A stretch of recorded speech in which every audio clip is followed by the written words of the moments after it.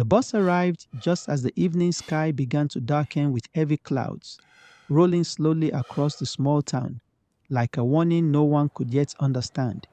Its engine coughed one final time before falling silent, leaving behind only the noise of restless passengers dragging luggage through the red dust, and traders calling out the prices of roasted corn, oranges, and bottled water. Then, from the narrow bus door, he appeared. Chinedu stepped down carefully, one foot after the other, as if afraid the earth itself might reject him after so many years away. He was 32, but the strain of foreign labor had carved older stories into his face. His shoulders were broader now, but not from comfort. They were built by survival, by lifting things heavier than hope. In his hand was a weathered brown bag, its leather cracked at the edges, hanging like proof of every airport, every cheap apartment, every sleepless night spent dreaming of home. 6 years. That was how long it had been since he last stood on this soil. 6 years since he kissed his wife goodbye under the morning sun and promised her it would all be worth it. 6 years since he boarded a bus much like this one, with a heart full of plans and pockets nearly empty. Back then, he had been hungry for a future, hungry enough to leave behind everything familiar, hungry enough to believe distance was temporary, but poverty could be permanent if he stayed. So he left, not because he wanted adventure, not because he was chasing luxury. He left because love sometimes disguises itself as sacrifice, and sacrifice, when mixed with desperation, can make a man abandon the very life he wants to protect. As Chinedu looked around the motor park, something in his chest tightened. The town looked smaller now, familiar but distant, like a childhood memory revisited too late. The same faded signboard leaned crookedly near the entrance. The same women sat beneath umbrellas, arranging tomatoes in neat piles, while gossiping with half-hidden smiles. The same Okada riders circled like hawks around arriving passengers, calling destinations before people could even gather themselves. But something was missing, or rather someone. His eyes scanned the crowd again. Slowly, carefully, expectantly. No Ada. He frowned. That wasn't like her. If anything, Ada was the type who arrived too early, the type who hated making loved ones wait. During the first year of his travels, she had counted down every visit, every promised return date, even the uncertain ones. She once traveled 2 hours just to meet him, halfway during a short layover. So, why wasn't she here now? He pulled his phone from his pocket. Low battery, no signal. He sighed quietly and slipped it away. Maybe network issues, maybe traffic, maybe she thought he would arrive later. There were countless explanations, and Chinedu was determined to believe the gentlest one. That was one of his habits. He often chose hope first, even when evidence was already knocking impatiently at the door. He adjusted the strap on his shoulder and began walking. Dust rose beneath his shoes. The evening breeze carried scents he had missed so much it almost hurt. Fried plantain, charcoal smoke, wet earth, engine oil. Home had a smell no foreign country could imitate. Yet with every step deeper into town, his unease grew stronger. People recognized him. Of course, they did. In small towns, memory travels faster than news. A woman selling groundnuts blinked twice before whispering his name under her breath. Two teenage boys stopped arguing and turned to stare. An older man near a kiosk gave him a look so strange, Chinedu nearly stopped walking. It was not joy, not surprise exactly. Something more complicated. A discomfort that flashed across the man's face before he quickly looked away. Chinedu kept moving, though his heartbeat had changed rhythm. Not faster, just heavier, like a drum being played from underwater. He passed the church where he and Ada had married. Its pale walls were peeling now, but he could still picture the day clearly. She had worn ivory lace. He had nearly cried watching her walk down the aisle, not because of beauty alone, though she had been radiant, but because she looked at him as though he were the safest place on earth. That look had once meant everything. It had convinced him they could survive anything: distance, hardship, time, even loneliness, especially loneliness. He smiled faintly at the memory, though it didn't quite reach his eyes. 6 years is a dangerous length of time, long enough for a child to forget a face, long enough for promises to age badly, long enough for silence to become a language of his own. Still, Chinedu had remained faithful to the future he imagined. He worked construction in a country whose language he barely understood. He slept in crowded rooms with other men whose dreams sounded just like his. Every month, he sent money home: school fees for his younger brother, rent, groceries, savings for the house he and Ada planned to build.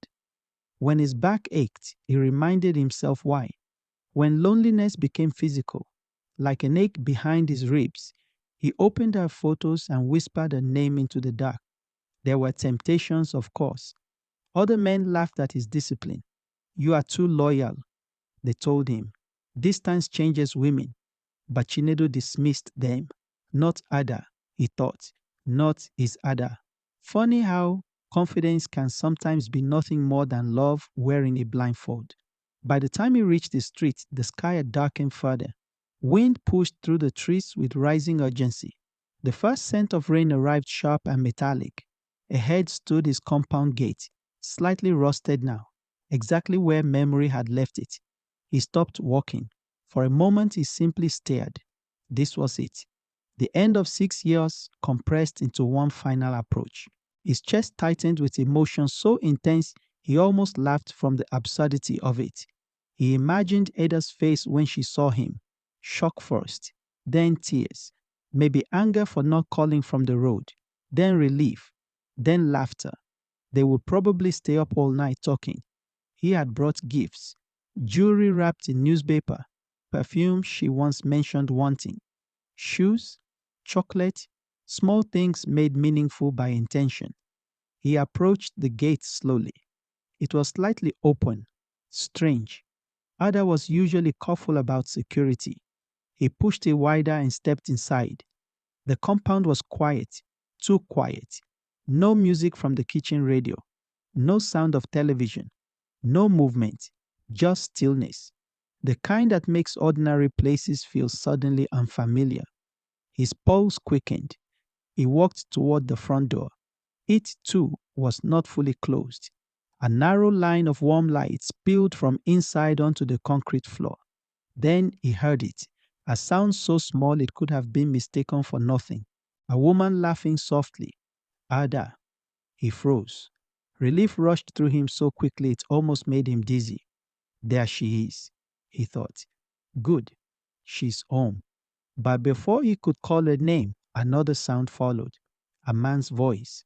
Low, comfortable, intimate in a way that immediately made his skin go cold. Chinedu did not breathe. His body became alert in the way animals sense danger before understanding it. He stepped closer, moving silently now. Rain began tapping lightly against the roof outside. Through the narrow opening of the front door, he could see parts of the sitting room. A lamp glowed warmly in the corner. Two wine glasses sat on the table, one nearly empty, the other half full. His stomach dropped. Slowly, like a man approaching his own nightmare, he leaned forward just enough to see more. And there she was, Ada, wearing his favorite oversized shirt, the blue one he left behind years ago because she once told him it made her feel close to him. Her hair was loose around her shoulders. She was smiling, not politely, not awkwardly, but openly, comfortably. Across from her stood a man Chinedu knew too well, Emeka, his cousin, his childhood companion, the man he trusted enough to help watch over his home while abroad. Emeka leaned casually against the wall as though he belonged there, as though this space had become familiar to him in ways Chinedu could not yet measure. Their conversation was low, private. Ada laughed again, touching Emeka lightly on the arm. The gesture was brief, but devastating. Some betrayals do not announce themselves with thunder. They arrive quietly, in tiny gestures, in familiar spaces made foreign by hidden truths. Chinedu felt something crack inside him, not loudly, not dramatically, just a subtle internal fracture, the soundless beginning of collapse. Then, as though fate wished to remove all remaining doubt, Emeka reached for Ada's face with one hand, gently, tenderly, and kissed her, full on the lips. The world narrowed. Rain intensified outside, striking the zinc roof like thousands of tiny fists. Chinedu stood motionless in the doorway, drenched not by rain but by the sudden flooding of reality. 6 years of sacrifice, 6 years of faith, 6 years of sending pieces of himself home, only to return and find someone else had assembled a life from them. His fingers loosened around the handle of his travel bag. It slipped from his hand and hit the ground with a dull thud. Inside the room, both Ada and Emeka turned instantly. Their faces changed in the same second. Shock, horror, recognition. Silence swallowed everything. No one moved, no one spoke. Chinedu stared at them with an expression so calm it was almost frightening. The calm of a man standing in the ruins of a future he had not yet accepted was dead. Chinedu did not move. He stood in the doorway like a shadow dragged in by the storm, water dripping steadily from the edge of his shirt onto the floor tiles. The room was silent except for the violent rain now battering the roof and windows, as though nature itself had arrived to witness the destruction of something sacred. Ada's lips parted, but no sound came out. Her eyes were wide, fixed on him with a terror so raw it made her almost unrecognizable. Emeka, on the other hand, recovered first, though only barely. He straightened his posture and took one cautious step forward, as if attempting to shrink the impossible distance that had suddenly opened between them. But there are moments in life when no bridge can be built, moments when explanation itself becomes an insult. Chinedu, Emeka said quietly, his voice trembling under the weight of forced composure. Brother, listen to me. Chinedu blinked once, slowly. That was all. Not anger, not disbelief, just a single measured blink, as if his mind was still deciding whether this reality deserved admission. He lowered his gaze briefly to the brown travel bag lying near his feet, the same bag he had packed with gifts, perfume, watches, chocolates carefully wrapped in layers of clothing to avoid melting. Thoughtfulness now transformed into evidence of his own foolishness. He looked back up. How long? He asked. His voice was low, calm enough to be dangerous. The question hung in the room like smoke. Ada inhaled sharply. Emeka glanced at her, then back at Chinedu. No one answered. How long? Chinedu repeated, this time with a precision that cut deeper than shouting ever could. Ada finally found her voice, though it emerged fractured and small. Please, she whispered, let me explain. A strange smile touched Chinedu's face. Not amusement, something colder. Interesting, he murmured. That was not my question. He stepped fully into the house and closed the door behind him. The click of the latch sounded final, like a verdict. Now the three of them were sealed inside together with the truth.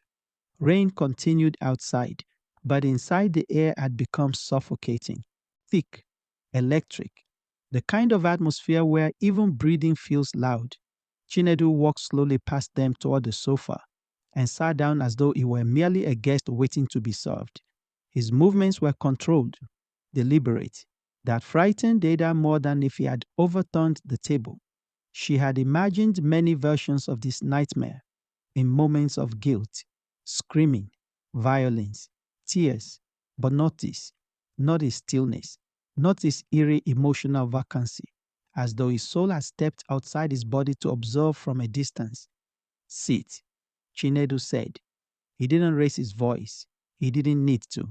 Ada obeyed immediately, lowering herself onto the armchair opposite him, like someone responding to instinct.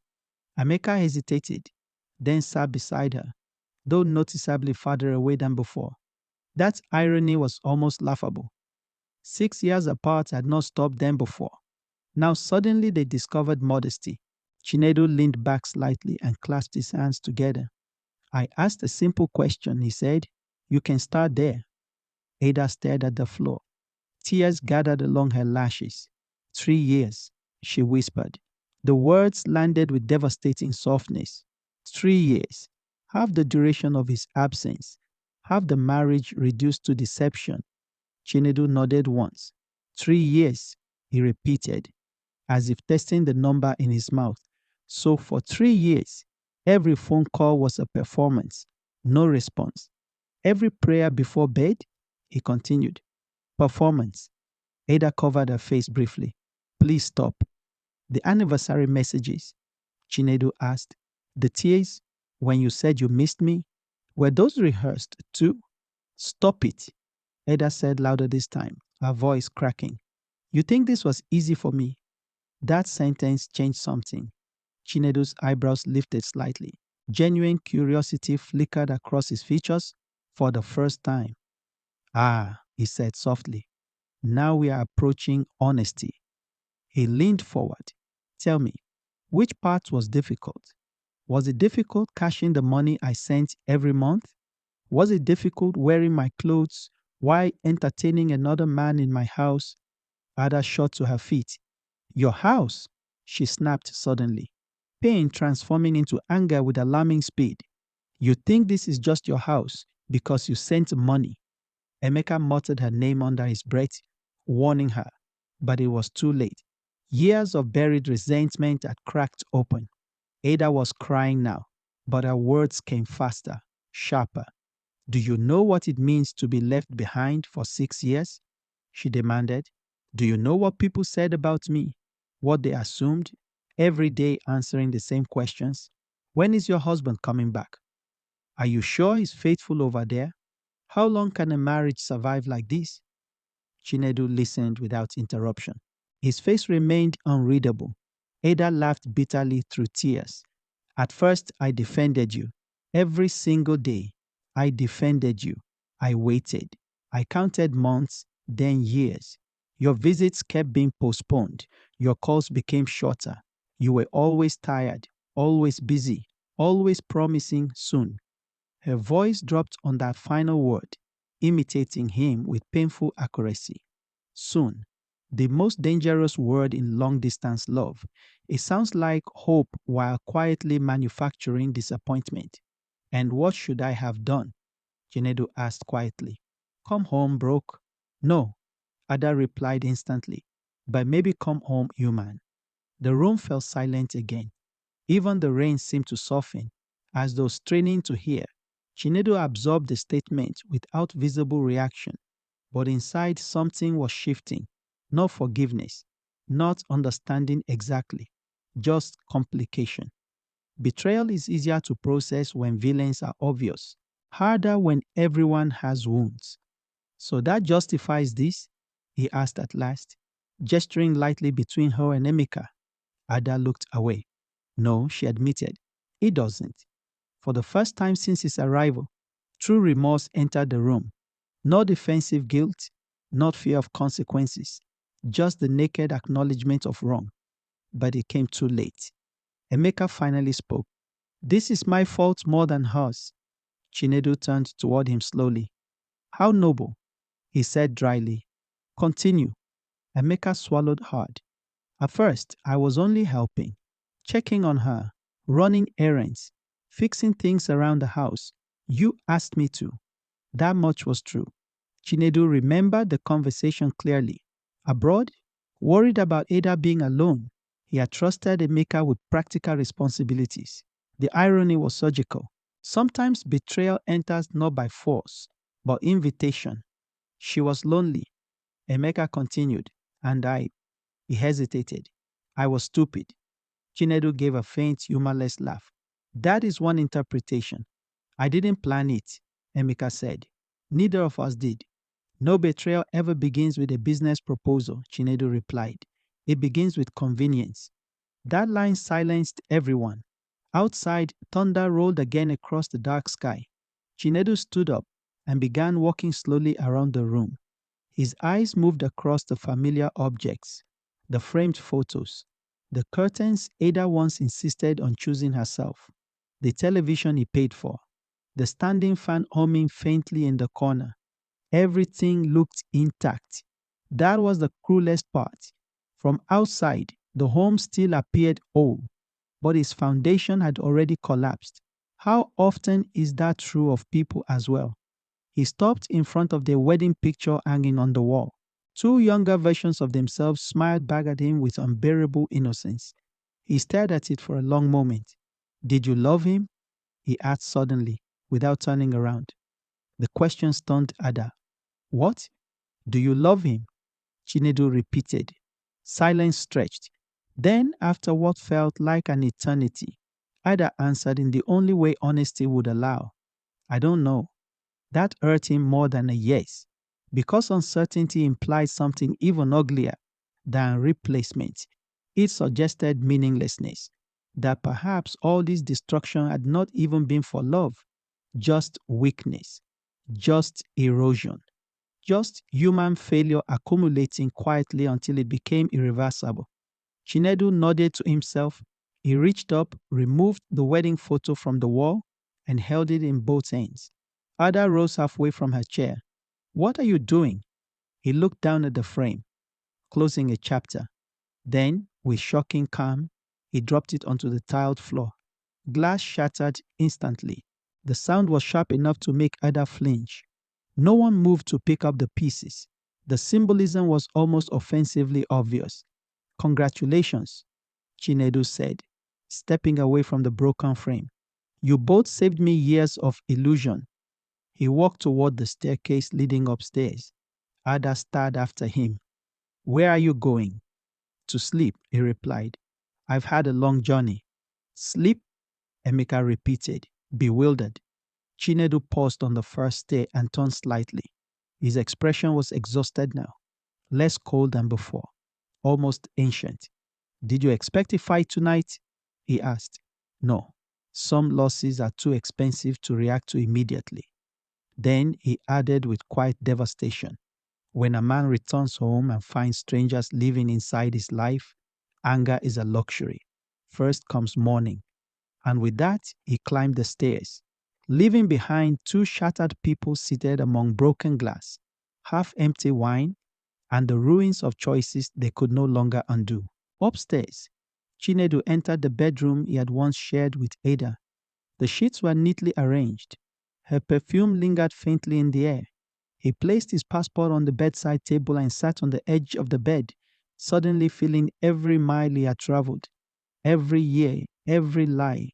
His hands trembled at last, just slightly, enough to betray the truth his face had hidden downstairs. Then he lowered his ear into his palms, and for the first time in 6 years, Chinedu cried, not loudly, not theatrically, just the quiet, devastating grief of a man mourning something that had died long before he arrived to bury it. Morning arrived reluctantly, as though even the sun was uncertain whether this house deserved light. The storm had passed during the night, leaving behind a heavy silence, broken only by the occasional drip of rainwater from the roof edges outside. The town was already awake. Roosters announced the day with misplaced confidence. Women swept their compounds with short brooms, pushing wet leaves and red mud into neat piles. Somewhere in the distance, a radio played old high-life music low enough to sound like memory. But inside the house, time moved differently, slowly, carefully, like something afraid to disturb what had happened only hours before. Chinedu had not slept. He remained seated on the edge of the bed until dawn, still wearing the clothes he arrived in, his travel bag untouched beside the wardrobe. His eyes were swollen but dry now. Whatever tears existed in him had already been collected by the darkness. In that place was something quieter, more dangerous, clarity. There is a point after deep emotional injury when pain begins hardening into structure. The chaos settles. The mind stops screaming and starts calculating. Not revenge necessarily, just orientation, reorganization, survival. Chinedu stood and walked to the window. Outside, he could see the small guava tree he and Ada planted during their first year of marriage. It had grown taller in his absence, stronger too, Funny, he thought. Even trees had managed progress here. He stared at it for a while before hearing movement downstairs. Footsteps, low voices, cabinets opening and closing, life resuming awkwardly beneath the wreckage. He inhaled slowly, adjusted his shirt, and descended the staircase. Ada was in the kitchen, standing by the stove with mechanical focus.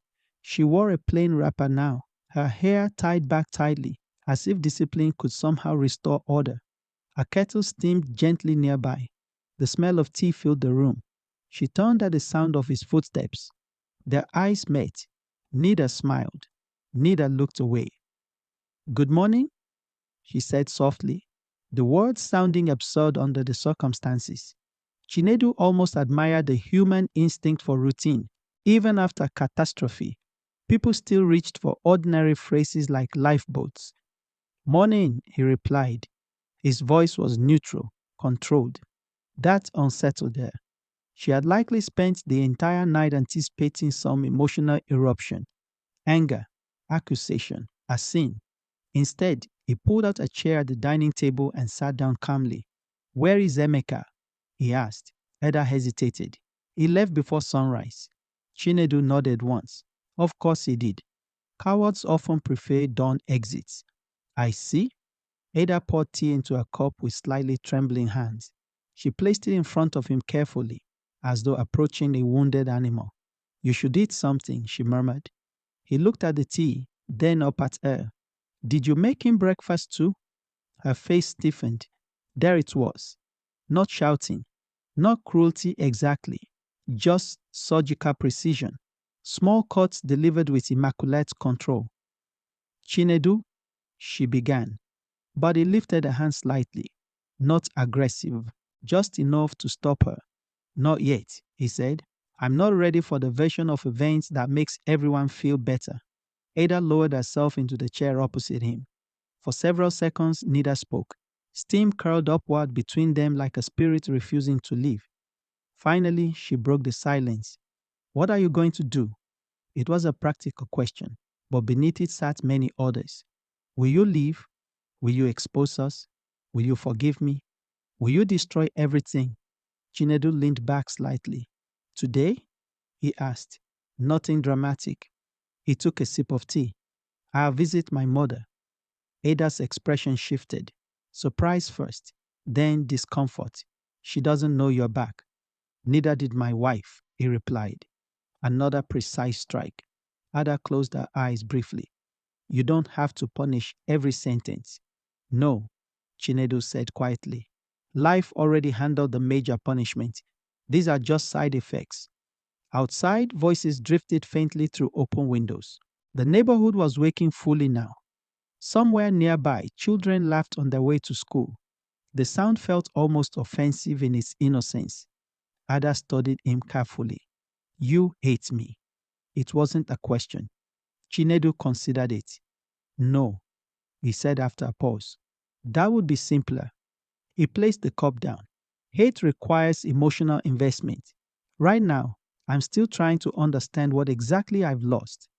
That answer unsettled her more than condemnation, because hatred, at least, still acknowledges attachment. Emotional detachment is often the true funeral. Ada folded her hands tightly together. "I never stopped caring about you." Chinedu let out a faint breath through his nose, not quite a laugh. "Do you know what fascinates me?" he asked. "Human beings always want credit for the emotions that cost them nothing." She frowned. "What does that mean?" "It means people betray you and still want recognition for partial loyalty." He leaned forward slightly. "You want me to know you cared? Wonderful." Did that car interrupt anything? Ada's lips parted, then closed again. Silence answered for her. Chinedu stood. "I'm going out." He grabbed his keys from the counter. "Wait," Ada said, rising quickly. "Please, before you go, can we at least talk properly tonight?" He paused near the doorway. For a moment his face softened, not with forgiveness but fatigue. "Ada," he said quietly, "we've been talking for 6 years. The problem is that most of it was fiction." Then he stepped outside. The morning air was cooler than expected. Damp earth clung to his shoes as he walked down the familiar road toward his mother's house. Heads turned almost immediately. Small towns possess a supernatural relationship with information. News here did not travel, it multiplied. By the second compound, Chinedu could already feel it. The stairs, the pauses in conversation, women lowering their voices too late, men pretending not to observe him while observing him intensely. He almost smiled. Fascinating. His humiliation had apparently arrived before his luggage. An elderly man sitting outside a provision store raised a hand. Ah, Chinedu, you are back. The sentence sounded both greeting and investigation. Yes, Chinedu replied politely. Just arrived. The old man nodded slowly, clearly wanting more. When none came, he simply muttered, Safe journey, with the tone of someone aware safety was no longer relevant. Chinedu continued walking. The deeper he went into town, the clearer it became that something larger was happening beneath the surface. This was no private affair, not anymore. Too many eyes carried recognition mixed with pity. Too many expressions looked rehearsed, as though they had all been waiting for this day, with the uneasy anticipation reserved for inevitable disaster. By the time he reached his mother's compound, his suspicion had matured into certainty. People knew, maybe not every detail, but enough. He pushed open the gate. His mother was seated on a low stool in the courtyard, sorting beans into a tray. She looked older than he remembered, smaller too. Time had folded her gently inward. Yet when she looked up and saw him, all age disappeared from her face at once. Chinedu. The tray slipped from her hands, scattering beans across the ground like tiny white tears. She rose with surprising speed and rushed toward him. This time, when she embraced him, Chinedu nearly broke. There is something uniquely devastating about being held by the one person whose love still feels uncomplicated. He hugged her tightly. Mama, he whispered. She touched his face with both hands, smiling and crying simultaneously. You didn't tell me. Look at you. Ah, my son. For a brief moment, warmth entered his body again.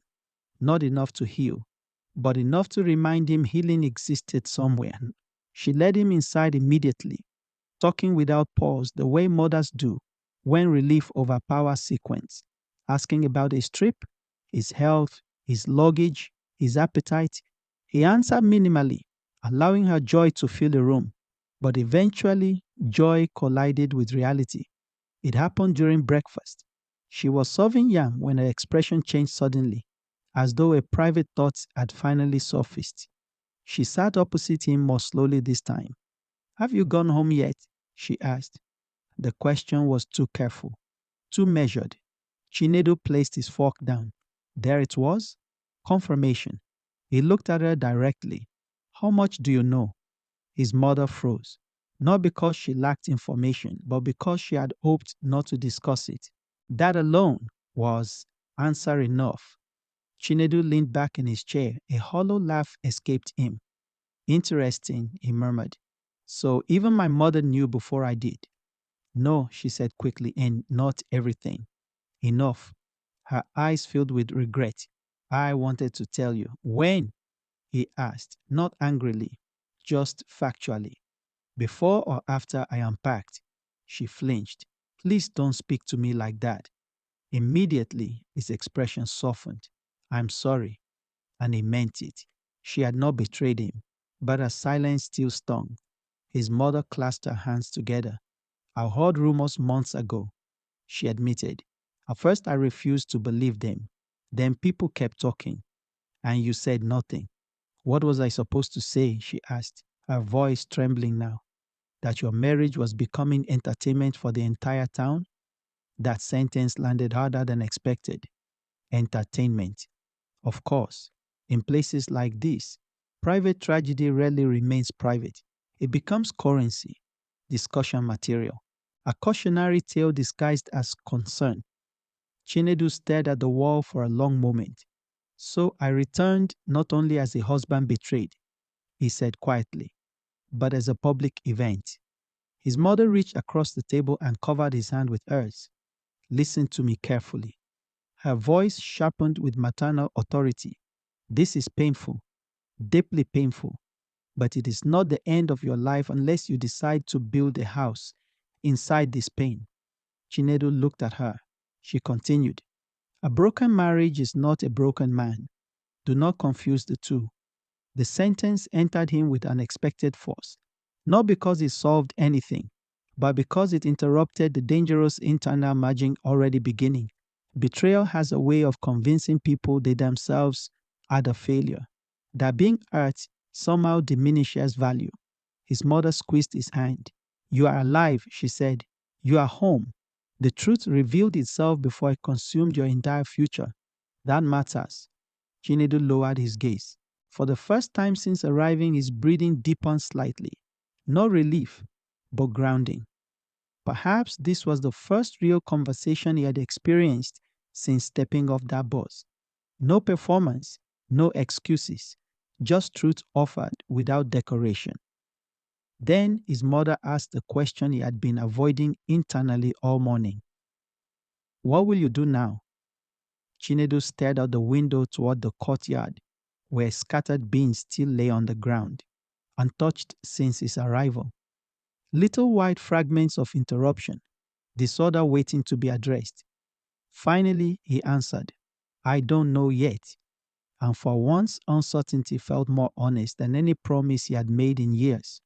By midday, the heat had returned with familiar cruelty, drying the last traces of rain from the roads and rooftops until the town looked once again as though nothing unusual had ever happened. That was the unsettling thing about disaster. The world rarely paused to acknowledge it. Markets reopened. Motorcycles continued weaving recklessly through traffic. Children still bought sweets from roadside stalls, with coins clenched tightly in sweaty palms. Somewhere, a woman laughed loudly enough to suggest joy was still legal.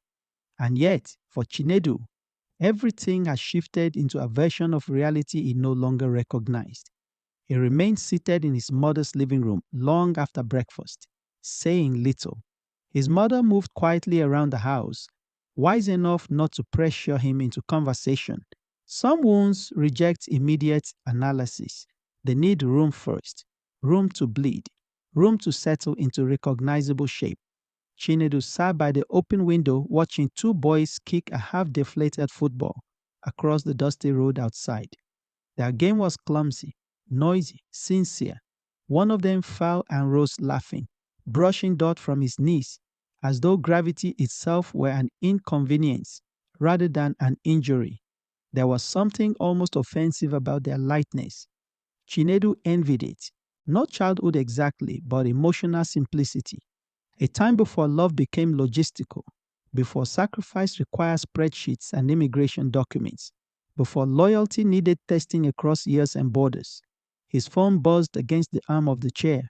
He looked at it without touching it. Ada, one missed call, then another, then a message. "Please come home. We need to talk properly." Chinedu stared at the words. Properly. Fascinating choice. As if betrayal had been handled informally so far. He locked the phone and set it face down. A few minutes later, there was a knock at the door. Not loud, just firm enough to announce intention. His mother appeared from the kitchen and glanced at him briefly before going to answer it. Voices followed. Low, familiar, male. Chinedu already knew. Of course, Emeka. Who else would be bold or foolish enough to arrive here today? His mother entered the room first, her expression unreadable. "He wants to see you," she said. Chinedu remained seated. And she gave him a look only mothers can deliver, one that communicates both instruction and neutrality. "This is still your decision." She stepped aside. Emeka entered cautiously, dressed in yesterday's clothes, though now slightly wrinkled and hastily arranged. He looked exhausted, not from labor or travel, but from the specific fatigue produced by consequences finally arriving on schedule. He closed the door behind him and stood awkwardly near the entrance. Neither man spoke at first. The silence between them felt ancient. This was not merely a confrontation between two adults in romantic conflict. This was the collapse of a lifelong architecture. Cousins, friends, shared childhoods, shared secrets, shared history now contaminated beyond easy recovery. Sit, Chinedu said at last. Emeka obeyed, lowering himself into a chair opposite him. His posture was tense, hands clasped tightly together. He looked like a man preparing for surgery without anesthesia. I know you probably don't want to hear anything from me, Emeka began. Chinedu tilted his head slightly. Then why are you here? The question was clean, efficient. Emeka inhaled. Because silence would make me more of a coward than I already am. That almost earned him a smile. Almost. Ambitious standard? Chinedu replied. Emeka accepted the insult without resistance. Fair enough. I came to tell you the truth. Chinedu leaned back. Remarkable timing. Another blow. Another acceptance. Emeka lowered his gaze briefly. You deserve that. Yes, Chinedu said. Among other things. A small breeze drifted through the room, stirring the curtains slightly. Outside, someone shouted over the price of tomatoes. Life remained offensively ordinary. Emeka finally lifted his eyes again. It didn't start the way you think. Chinedu let out a quiet breath through his nose. Every guilty person believes their version contains unique complexity. I'm serious. So am I. Emeka swallowed. After your second year abroad, Ada changed. Chinedu's face remained expressionless. Meaning? She became withdrawn, lonely, angry. Not all the time, just gradually. He rubbed his palms together nervously. At first, I was only helping the way you asked. Repairs, bills, checking in. Chinedu stared at him steadily. You've said these parts already. Yes, but you need context. No, Chinedu interrupted. You need context. I need accountability. The words landed with quiet force. Emeka paused, recalibrated. Fine, he said. I was selfish. There it was. Better, cleaner. Go on. Emeka nodded slowly. The first boundary we crossed was emotional, not physical. He hesitated, perhaps expecting judgment. Chinedu gave him none, just attention. She started confiding in me, complaining about the distance, the missed promises, how every year you extended your stay. Chinedu's jaw tightened slightly. A microscopic reaction, but real. I defended you at first, Emeka continued. Honestly, I kept telling her you were doing it for both of you. How noble again. Then, Emeka admitted, I stopped. Silence, heavy and deliberate. Why? Chinedu asked. Emeka answered with painful honesty. Because I had already started wanting what was not mine. There it was. Finally, no loneliness, no circumstance, desire, ownership fantasy, entitlement dressed in emotional nuance. Human beings are often less complicated than they insist on being. Chinedu nodded once. Better. Emeka looked confused. Better. Yes, Chinedu said. At least now we're speaking a language worth listening to. He folded his arms. So tell me plainly, when did you first decide my absence was your opportunity? Emeka flinched visibly. That question cut through all abstraction. Good. It was meant to. I don't know, he admitted. Maybe when I realized she listened to me differently. And that excited you. Not a question. Yes, because. Emeka was quiet for a long moment. Then he answered in a voice almost too low to hear. Because for once, I felt chosen over you. That sentence shifted the atmosphere instantly. There it was, the real engine beneath the betrayal. Not love, not loneliness alone. Competition, old, buried, humiliating comparison, finally mutating into action. Chinedu studied him differently now. Ah, he said softly. Now we're getting somewhere. Emeka looked up sharply. What do you mean? Chinedu leaned forward. You were always comparing yourself to me. It wasn't accusation. It was realization spoken aloud. Emeka's silence confirmed everything. Suddenly, Memories reorganized themselves in Chinedu's mind. Childhood exams, family gatherings, relatives praising him for academic success while dismissing Emeka as unserious, job opportunities, community admiration, the subtle hierarchy everyone pretended wasn't there. How many resentments had been fertilized quietly over decades? This was never only about Ada, Chinedu said, more to himself than anyone else. Emeka looked ashamed, not at first, but eventually, Emeka exhaled heavily. Eventually, I convinced myself you had abandoned the life you claimed to love. So you volunteered as replacement. I told myself I was filling a void. Chinedu laughed then, a short, cold laugh with no amusement inside it. Humans are extraordinary, he said. Give us enough time and we can moralize nearly any appetite. Emeka dropped his gaze again. You're right. I know. The simplicity of the response was brutal. For the first time, Chinedu was no longer reacting as a betrayed husband. He was analyzing architecture, understanding systems. This mattered because pain without clarity metastasizes. But pain mapped into truth becomes usable. Not pleasant, just usable. Did you ever intend to tell me? Chinedu asked. Emeka hesitated too long. That was answer enough. No, Chinedu concluded. Interesting. I thought eventually, Emeka stopped. Eventually what? That things would sort themselves out. Chinedu stared at him, then slowly shook his head in disbelief. That may be the most terrifying sentence I've heard in years. Emeka frowned. Why? Because it reveals how people destroy lives while outsourcing responsibility to time. The words sat heavily in the room. Emeka had no defense. None existed. His plan, if it could be called that, was the default strategy of cowards everywhere. Delay until consequences become someone else's problem. Chinedu stood and walked toward the window. He stared outside for several moments before speaking again. Do you know what hurts most? Emeka remained silent. Not the affair. That surprised him. Not even the deception. Chinedu turned.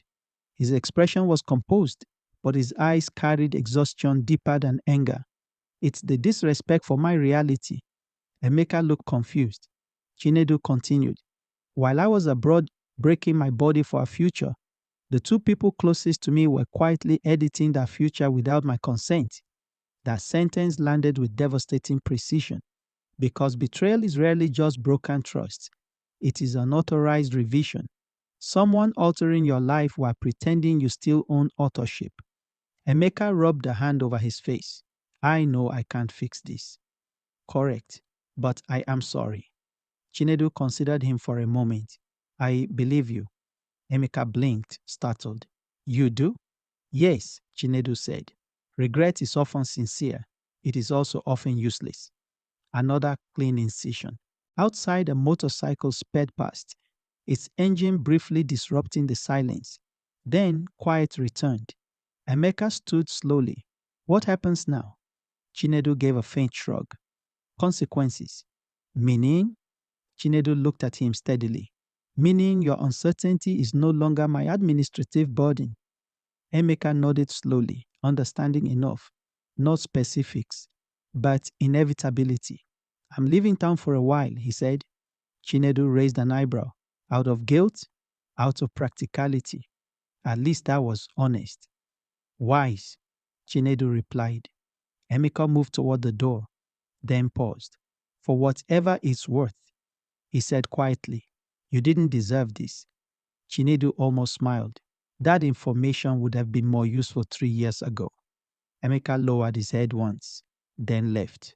The door closed softly behind him. Chinedu remained standing by the window, watching as his cousin walked down the dusty road and disappeared beyond the gate. Strange.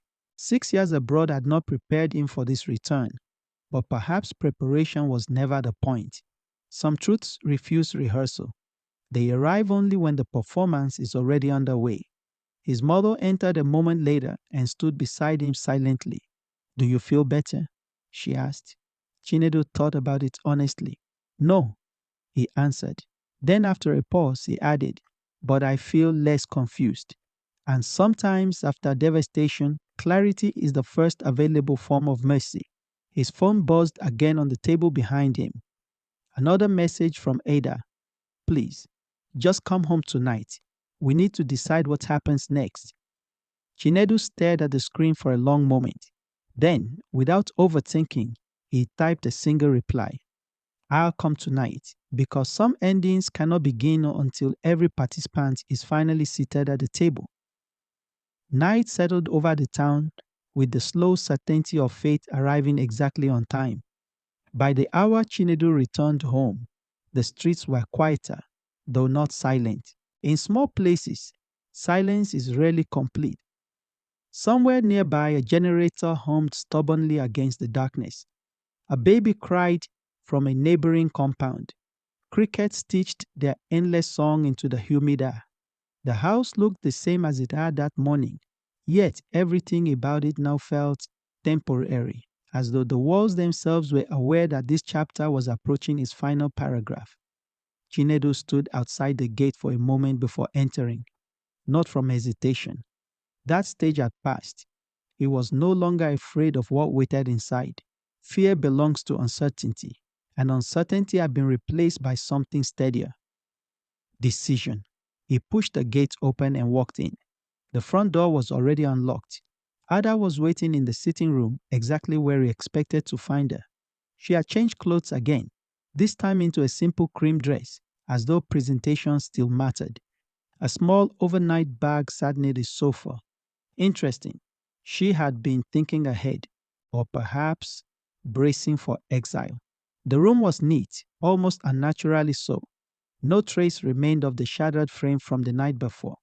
The broken glass had been cleaned, the wine glasses removed, evidence managed, optics restored. Human beings are remarkable in their commitment to tidiness after emotional arson. Ada rose when he entered. You came. I said I would. He sat in the armchair opposite her, the same physical positions now forming an accidental ritual. A negotiation table for the collapse of a marriage. Neda spoke immediately. There was nothing casual left to say. Finally, Ada inhaled deeply. I've been thinking all day. Chinedu nodded once. Dangerous activity. Under different circumstances, it might have been humor. Here, it was only exhaustion sharpened into language. Ada ignored the remark. I know apologies are useless right now. Correct. And I know I cannot explain this in a way that makes me look good. Also correct. She stared at him for several seconds, perhaps searching for traces of the man she once knew. The softer version, the one easier to emotionally negotiate with. But that man had been significantly altered by arrival. Then I'll just tell the truth, she said quietly. Chinedu leaned back slightly. That would be refreshingly late. Ada nodded, accepting the hit. I did love you. He said nothing.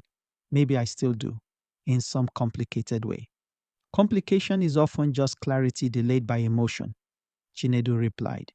Try simpler language. That landed. She swallowed. Fine. Her eyes filled, but she did not look away. I loved who we were. I stopped knowing how to love what we became. At last, something honest enough to matter, not enough to repair, but enough to respect. Chinedu studied her face carefully. There was no manipulation in it now, no tactical tears, just fatigue, regret, the ordinary wreckage of someone who had made choices, one compromise at a time until the full architecture of damage became undeniable. Why didn't you leave? He asked. The question came quietly, but it carried more weight than any accusation. Ada blinked. What?